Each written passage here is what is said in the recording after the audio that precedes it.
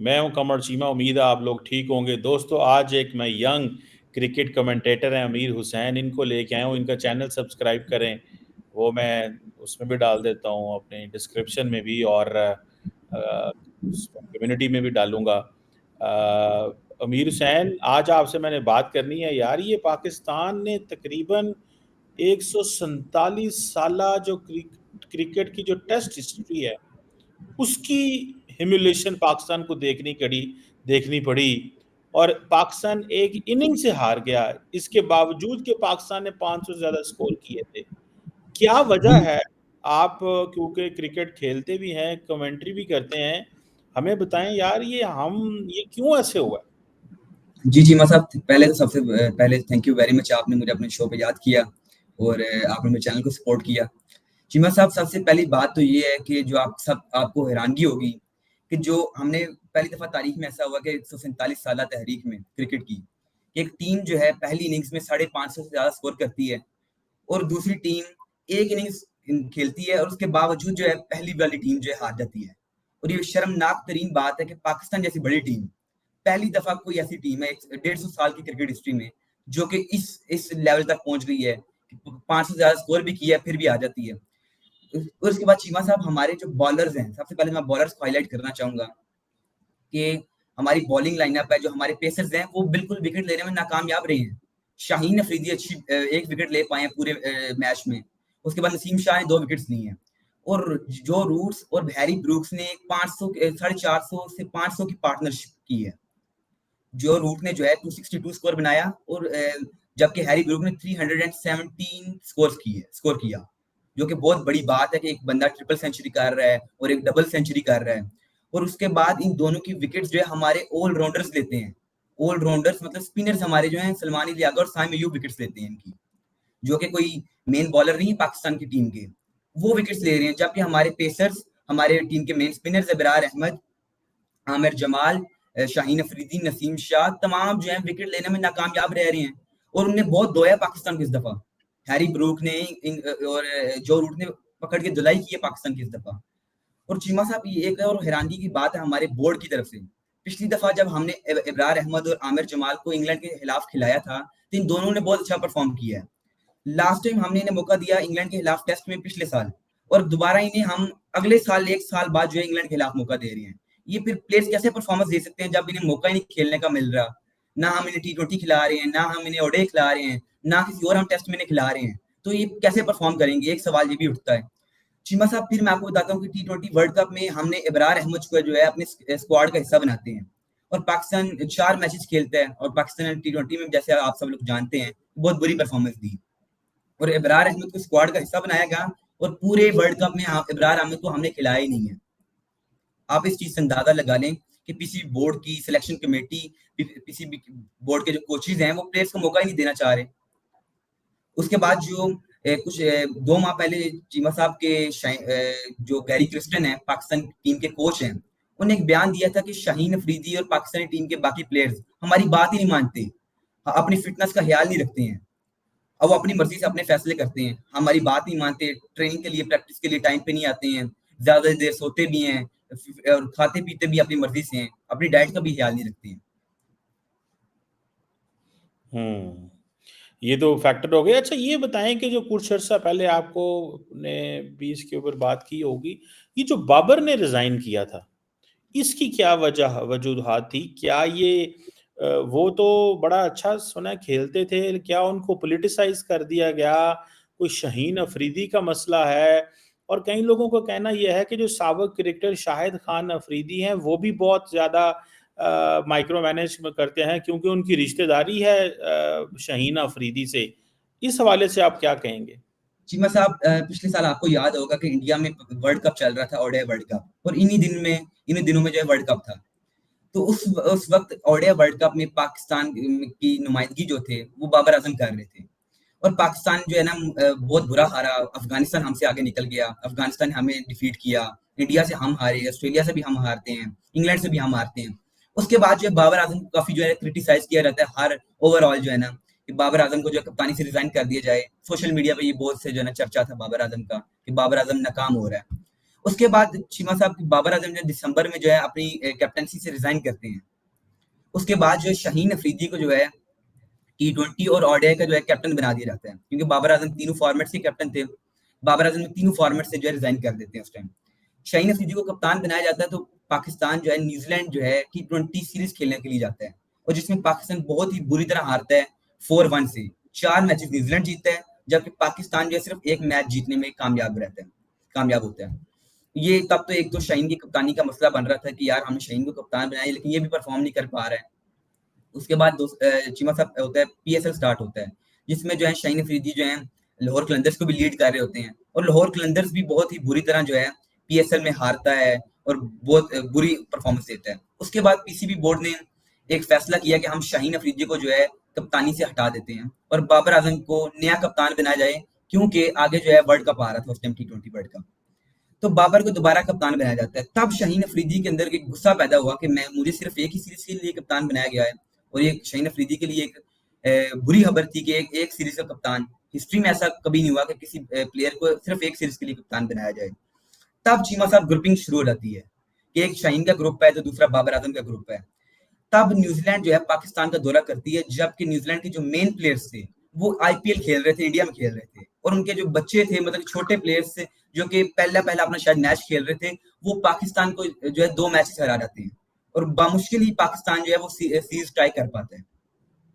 फिर उसके बाद जो है आयरलैंड के साथ हमारी सीरीज आती है, तो आयरलैंड से हम भी एक मैच हार जाते हैं, जो कि बड़ी ही शर्मिंदगी की बात थी कि पाकिस्तान एक छोटी सी टीम आयरलैंड से हार जाता है। उसके बाद हम इंग्लैंड से हारते हैं, फिर वर्ल्ड कप में बहुत बुरी परफॉर्मेंस देते हैं।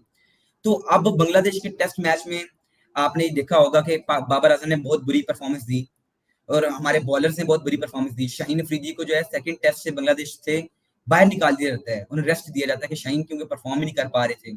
एक तो ये शाहीन को जब बाहर निकाल दिया जाता है, क्योंकि शाहीन तो अपनी बॉल में जो स्विंग थी वो कर ही नहीं रहा था, ना अच्छी परफॉर्मेंस दे रहा था। उसके बाद बाबर भी अच्छा परफॉर्म नहीं कर पा रहे आजकल। आपने देखा होगा कि 30 पे आउट, 0 पे आउट, 2 रन पे आउट, 5 पे आउट।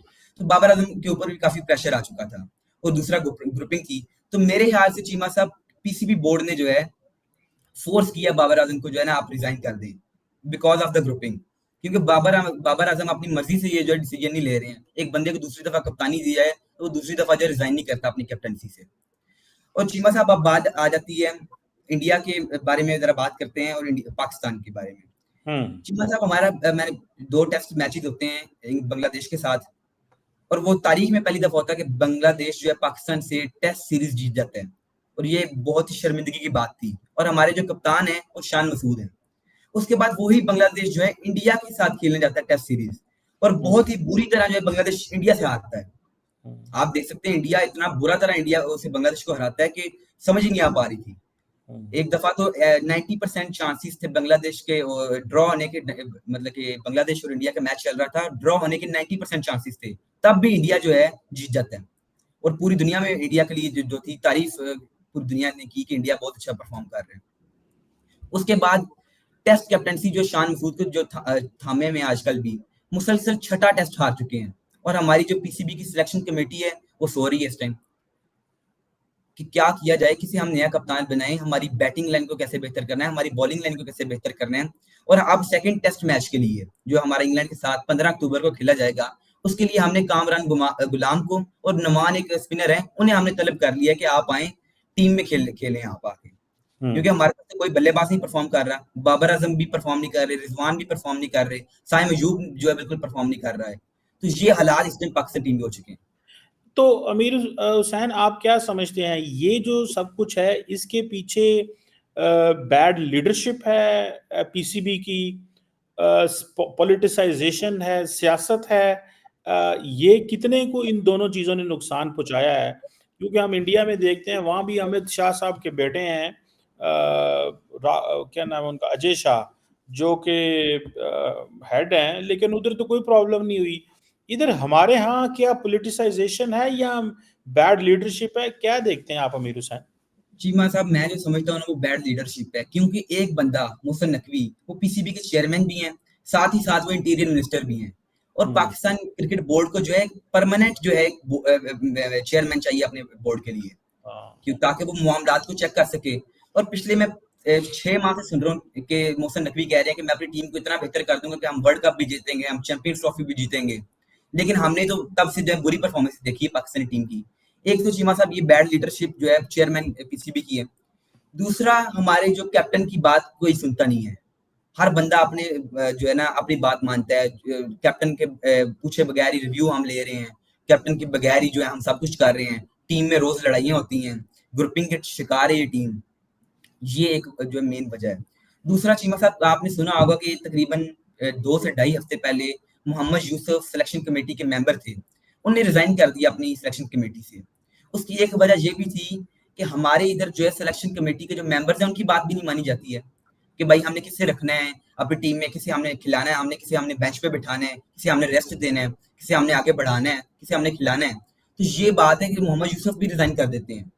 और आहिस्ता आहिस्ता जो है बोर्ड कहता है कि हम अपनी टीम को बेहतर कर रहे हैं, लेकिन दिन ब दिन हमारी टीम जो है डिक्लाइन का शिकार है, नीचे जा रही है, जबकि बाकी टीम्स ऊपर जा रही हैं। कभी ऐसा नहीं हुआ कि पाकिस्तान टीम पिछले आप चंद साल में देखें 10-15 साल में कि पाकिस्तान की जो परफॉर्मेंस है T20 में, ओडीआई में और टेस्ट में इतनी गिरी हो। मिसबाउल हक का दौर भी आया है, यूनुस खान की भी कैप्टनसी के अंदर हम खेलते रहे हैं, सरफराज अहमद की कैप्टनसी के अंदर भी ये टीम चलती रही है। लेकिन इतना बुरा वक्त कभी पाकिस्तान के ऊपर नहीं आया जितना अभी आ चुका है। जबकि पूरी दुनिया में हम सुनते हैं कि टीम्स बड़ा अच्छा परफॉर्म कर रही हैं, अच्छे लीडर्स हैं, अच्छे कैप्टन हैं, और ना ही हमने कभी मैंने सुना है कि दूसरी टीम में ग्रुपिंग हो। हमारी टीम में ये वजह है, सियासत है कि टीम में ग्रुपिंग चल रही है, बाकी चीजें चल रही हैं। साथ ही साथ जो आपने पहले बोला कि शाहिद अफरीदी जो हैं वो अपने दामाद शाहीन अफरीदी को बड़ा सपोर्ट करते हैं, और शाहिद अफरीदी का एक बड़ा हाथ है ग्रुपिंग में टीम में, और वो हर रोज जो है जब भी कोई इस तरह की बात हो शाहीन के हक में वो बढ़ चढ़ कर बयान देते हैं। ये जो सियासत जब तक खत्म नहीं होगी हमारी टीम में, ग्रुपिंग नहीं खत्म होगी, और ये जो पीसीबी बोर्ड का जब तक परमानेंट कोई हमारे चेयरमैन नहीं मिलता तब तक ये पाकिस्तानी टीम जो है आगे नहीं बढ़ सकती है। और ये जो शान मसूद को हमने कप्तान बनाया हुआ है, मुझे तो इस चीज की अभी तक नहीं समझ आई कि मुसलसल हम 6 टेस्ट मैच जो under the captaincy of Shan Masood हार चुके हैं, अभी तक शान मसूद को कैप्टनसी से क्यों नहीं हटाया गया, और क्यों शान मसूद के ऊपर क्रिटिसिज्म नहीं हो रहा। भाई तनकीद बाबर आजम पे होती है, शाहीन पे होती है, शान मसूद को क्यों नहीं कोई बंदा छेड़ रहा है। क्या वजह है कि शान मसूद के कैप्टनसी के नीचे हम हार भी रहे हैं फिर भी कोई बात नहीं चल रही है। क्या इसका मतलब ये नहीं है कि कई दफा होता है कि आप एक बंदे को लेके आए हैं, उसको मौका तो देना। अगर वो 6 मैच हार गया है या तो अब इससे ये फर्क तो नहीं पड़ता, हो सकता है आगे परफॉर्म करना शुरू कर दे। तो इसमें नहीं लगता कि इसमें नहीं आप कहेंगे कि अगर जल्दी फारग कर देंगे तो आप कहेंगे जी आपने इनको काम ही नहीं करने दिया, अगर रखेंगे तो आप कह रहे हैं कि जनाब आपने इनको रखा क्यों है। तो वक्त नहीं देना चाहिए आपके ख्याल में? चीमा साहब वक्त तो देना चाहिए, लेकिन मैच जब से शान मसूद को कैप्टन बनाया गया है मैं उसकी कैप्टनसी से सख्त इख्तिलाफ करता हूँ। मोहम्मद रिजवान जैसा सीनियर प्लेयर आपके पास है, आप उसे क्यों नहीं कप्तान बना रहे। शदाब खान जैसा अच्छा कैप्टन आपके पास है जिसने अगले दिन पीएसएल भी जीता है और चैंपियंस कप भी पाकिस्तान में हुआ है वो भी जीता है, हम उसे क्यों नहीं कप्तान बना रहे। क्या वजह है कि शान मसूद का मुसलसल मौका दिया जा रहे हैं। शदाब खान आपके पास है, मोहम्मद रिजवान आपके पास है, जो है और भी प्लेयर्स हमारे पास सीनियर प्लेयर्स हैं, उन्हें क्यों नहीं कप्तान बनाया गया। क्या वजह है कि शान मसूद की हम बना रहे हैं जो कि परफॉर्म भी नहीं करता अच्छा। उसने पिछले साल उसे जो है T20 से हमने उसे जो है बाहर निकाल दिया, ओडीआई से भी बाहर निकाल दिया, और टेस्ट का कप्तान बना देते हैं। ये टाइम देना चाहिए, लेकिन मुसलसल 6 मैचेस हारना जो है ना कोई अच्छी बात नहीं है, एक तो जीतो बीच में से। ये बात है चीमा साहब। अच्छा ये बताएं कि अब हमारा इंडिया के साथ कोई टाकरा शाकरा होने वाला है या कि नहीं होने वाला, उस पर कोई बताएं हमें, क्योंकि वो इंडियंस तो बड़े प्रोफेशनल हैं यार। वो तो T20 भी जीतने लगे थे, और बल्कि T20 जीत गए और ओडीआई में वो रनर अप थे। तो ये बताएं कि अब हमारा को उनके साथ मुकाबला है या हम उनसे बहुत पीछे रह गए हैं आपके ख्याल चीमा में? चीमा साहब देखा जाए तो ना ही हमारा कोई बॉलिंग का उनके साथ कंपैरिजन है, ना ही बैटिंग का कंपैरिजन है। एक साइड पे उनके पास सूर्या कुमार यादव भी है, हार्दिक पांड्या भी है, नीतीश कुमार भी है, उनके पास बड़े बड़े बल्लेबाज हैं। हमारे जो बल्लेबाज हैं वो अपनी एक तो फिटनेस का नहीं याद रख रहे, ना ही हमारे पास चीमा साहब पिछले 10 साल में मैंने नहीं देखा कि कोई भी पाकिस्तान के पास अच्छा मिडल ऑर्डर की 3 बंदे हों। मिडल ऑर्डर में 3 बंदे होते हैं, हमारे पास कभी भी मिडल ऑर्डर हमारा मजबूत हुआ ही नहीं है। जबकि इंडिया का मिडल ऑर्डर बहुत मजबूत है। इंडिया के पास बड़े एक्सपीरियंस प्लेयर सूर्या कुमार यादव हैं, हार्दिक पांड्या हैं, अर्शदीप सिंह है, जबकि हमारे इधर बॉलर से परफॉर्म ही नहीं कर रहे हैं। हमारा और उनका जो मुकाबला है मेरे ख्याल से अब जो है ना मुश्किल हो जाएगा, और पाकिस्तान के लिए जीतना भी बहुत मुश्किल हो जाएगा। और चीमा साहब आपको जैसे कि पता है कि चैंपियंस ट्रॉफी पाकिस्तान होस्ट कर रहा है फरवरी में, और इंडिया ने पाकिस्तान आने से मना कर दिया है। वो कह रहे हैं कि हमारे जो मैचेस हैं या आप दुबई में कराएं, फिर या फिर हम जो है बायकॉट कर देंगे चैंपियंस ट्रॉफी का। तो पीसीबी की तरफ से ये बयान आया कि अगर आप जो है, पीसीबी ने भी एक बड़ा मजे का बयान दिया है कि अगर आप नहीं आते तो हम श्रीलंका को क्वालिफाई करा लेंगे। क्योंकि हम तो वैसे तो चाहते हैं कि इंडिया पाकिस्तान खेले, ये इन दोनों टीम्स का मुकाबला हो और श्रीलंका की जगह इंडिया ही आए पाकिस्तान खेलने के लिए। और हमने जो इंडिया को ऑफर किया है कि आपके जितने भी मैचेस हैं हम लाहौर में करा देंगे। आप जो है ना कराची में खेलें, आप ना रावलपिंडी में खेलें, आप ना मुल्तान में खेलें, ना ही आप पेशावर वाली साइड पे खेलें, आप सिर्फ जो है अपने तमाम मैचेस जो है लाहौर आपके हम करा देते हैं और फाइनल भी हम लाहौर में रख देते हैं। लेकिन इंडिया जो है, अभी तक इंडिया ने जो बीसीसीआई ने पॉलिसी अपनाई हुई है वो यही है कि हम पाकिस्तान खेलने के लिए नहीं जा रहे हैं। तो अगर वो नहीं आते तो फिर क्या इसके कॉन्सिक्वेंसेस हो सकते हैं लार्जली? तो अगर आईसीसी ने कहा कि जी ठीक है दुबई में करा लें, तो ये तो और बिस्ती हो जाएगी पाकिस्तान की, आपको नहीं लगता इससे? चीमा साहब, मैं आपको उसकी रीजन बता देता हूँ, क्योंकि अब जो है ना आईसीसी ने भी इंडिया को फोर्स किया है कि आप जो है चैंपियंस ट्रॉफी पाकिस्तान में खेलें।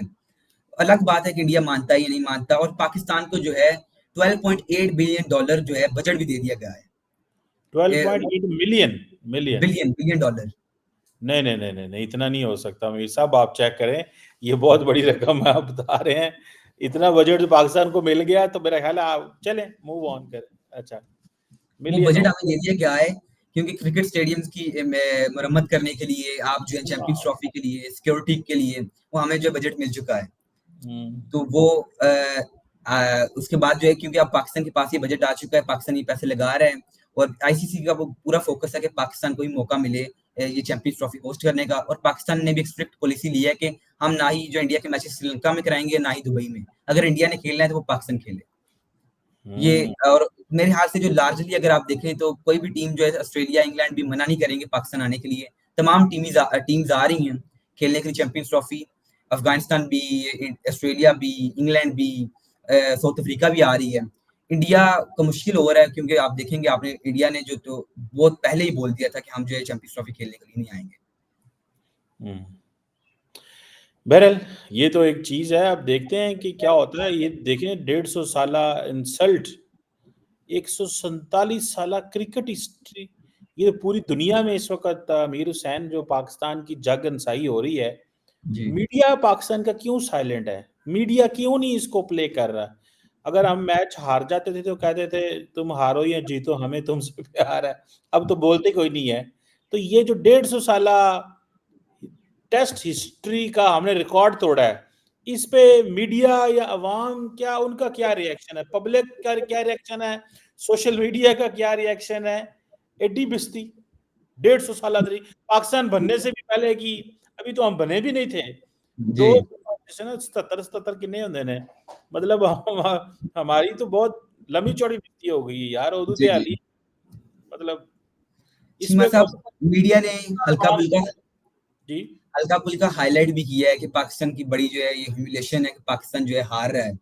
लेकिन अब आप देखेंगे, एक तो अवाम का मुराल काफी डाउन हो चुका है और अवाम को भी पता लग गया अब इन्हें हारना ही है। आप जिस बंदे से भी पाकिस्तान की जाकर पूछेंगे ना कि आपको क्या लगता है ये जीतेंगे, वो कहेंगे यार हमें क्या लगेगा जीतते हैं या हारते हैं, क्योंकि पाकिस्तानी अवाम का भरोसा ही जो है अपनी टीम से उठ गया है। वो हर रोज सुनते हैं, हम लोग सुनते हैं, मैं हर रोज सुनता हूँ हम बांग्लादेश से हार रहे हैं, हम इंग्लैंड से हार रहे हैं, हम आयरलैंड से हार रहे हैं, इंग्लैंड से हार रहे हैं, इंडिया से हार रहे हैं, यूएसए से हार रहे हैं। तो अवाम तो फिर ये रिस्पॉन्स देगी ना। और मीडिया भी बहुत हाईलाइट कर चुका है, मीडिया भी मेरे से हाईलाइट कर करके थक चुका है। और पाकिस्तानी टीम को पता नहीं कब जो है ये महसूस करेंगे कि हमें जीतना चाहिए। और पिछले चीमा साहब आप देखेंगे तो मुझे हंसी आती है कभी कभी, वर्ल्ड कप भी हम हार रहते हैं, उसके बाद बांग्लादेश से हारते हैं, अब इंग्लैंड से भी बहुत बुरी तरह हम हारे हैं। अब अवाम का रिएक्शन तो बहुत बुरा है। अवाम जो है एक दफा तो बहुत जो है कहती है कि यार ये क्या हो रहा है, बात तो अवाम करती है, लेकिन अवाम का जो अब इंटरेस्ट है वो कम हो गया क्रिकेट में। अवाम का जो इंटरेस्ट है दूसरी चीजों में बढ़ रहा है, और वो चीजों में अब और स्पोर्ट्स में भी वो जो है ना इंटरेस्ट रखते हैं, क्योंकि पाकिस्तानी टीम ने हमें काफी नाउमीद कर दिया क्रिकेट में ना। ये वजह कि अवाम जो है इतना जो अब सीरियस नहीं लेती, पाकिस्तान हारता है या जीतता है, अवाम को भी अब कोई फर्क नहीं पड़ रहा। फर्क ही नहीं पड़ रहा। तो वो जो पाकिस्तान ने स्टेडियम बना रहे हैं लाहौर में, वो बन जाएगा वो चैंपियंस ट्रॉफी तक? वो जो सुना है कि मुझे क्या तो चीमा तो वैसे ना मुश्किल ही लग रहा है, लेकिन उम्मीद है कि वो कराची और लाहौर के जो स्टेडियम्स की मुरम्मत चल रही है वो जल्दी हो जाएगी। उम्मीद तो है कि हम कर लेंगे, लेकिन अगले दिन आईसीसी ने भी हाईलाइट किया इस चीज को कि आप स्टेडियम की बनाने की मरम्मत की जो स्पीड है वो तेज करें। ये ना हो कि चैंपियंस ट्रॉफी तक जो आपके पास स्टेडियम ही ना हो। ये हाँ, अगले दिन आईसीसी के ये और ने बिजली हो जाए, हाँ? जी और बिस्ती हो ठीक है। जाएगी। Any how, thank you very much अमीर हुसैन, आपके वक्त का बहुत शुक्रिया, वेरी काइंड ऑफ यू।